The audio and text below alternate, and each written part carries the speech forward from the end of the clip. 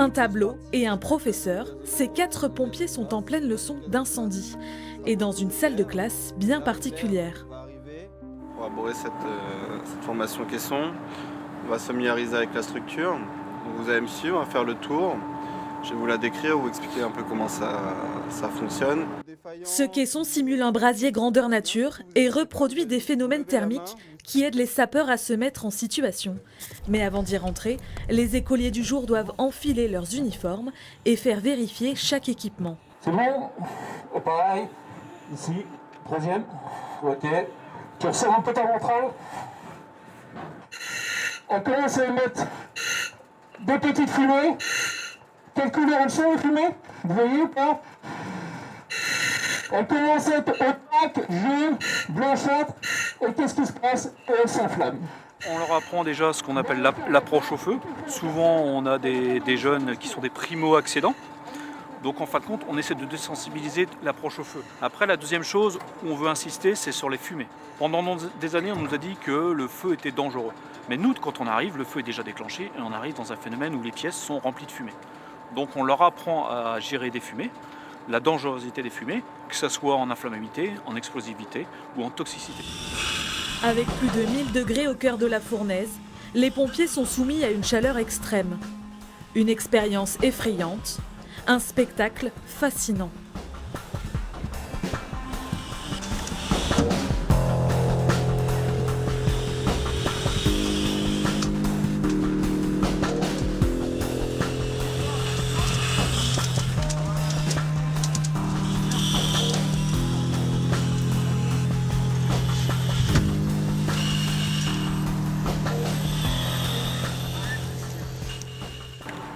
Comment est-ce qu'on se sent à l'intérieur? On se sent bien, par contre il fait assez chaud du coup, mais c'est pas une chaleur qui est écrasante. On voit très bien que les fumées c'est dangereux et que une mauvaise manipulation des portes peut induire des explosions de fumée comme ça. C'est quoi qui vous plaît? La part de risque, parce que forcément il y en a, et c'est ça qui fait monter l'adrénaline. Après, c'est du risque qui est maîtrisé le plus possible. Pour limiter ces risques, les sapeurs apprennent à intervenir sur différents types d'incendies, comme les feux d'appartements, en hauteur, et donc difficiles d'accès. Mais si le risque est maîtrisé côté pompiers, les victimes sont souvent plus difficiles à gérer. Certaines interventions, les gens vont être, on va dire, calmes, détendus, et des interventions où les gens vont... On a beau leur dire, leur expliquer, et ils courent dans tous les sens, et là, ça pose problème.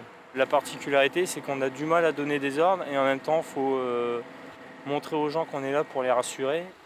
Comme beaucoup de pompiers, Thomas a choisi ce métier pour combattre les flammes, et il connaît son camion sur le bout des doigts. Nous avons des tuyaux qui sont dits épaulés, parce que simplement on les met sur les épaules. Ils sont principalement utilisés pour tous les établissements qui sont faits en étage. Voilà. Pour le reste, on a les tuyaux qui sont en couronne ou les tuyaux qui sont directement préconnectés. On n'a plus qu'à prendre le tuyau, tirer, il se déroule tout seul. À Creil, les incendies ne représentent que 7% des interventions, de plus en plus rares face aux accidents de la route et aux secours à domicile. Et pourtant, Quel type d'intervention vous préférez? Le feu. Actuellement, l'incendie, c'est ce qui nous fait prendre le plus de plaisir. Non pas parce qu'on travaille sur le malheur des gens, loin de là, mais c'est ce pourquoi on fait ce travail.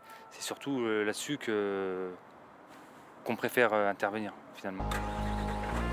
75% des incendies concernent des feux de poubelle ou de voiture, mais à chaque fois qu'il monte dans son camion, Thomas a le même espoir, celui de sauver une vie.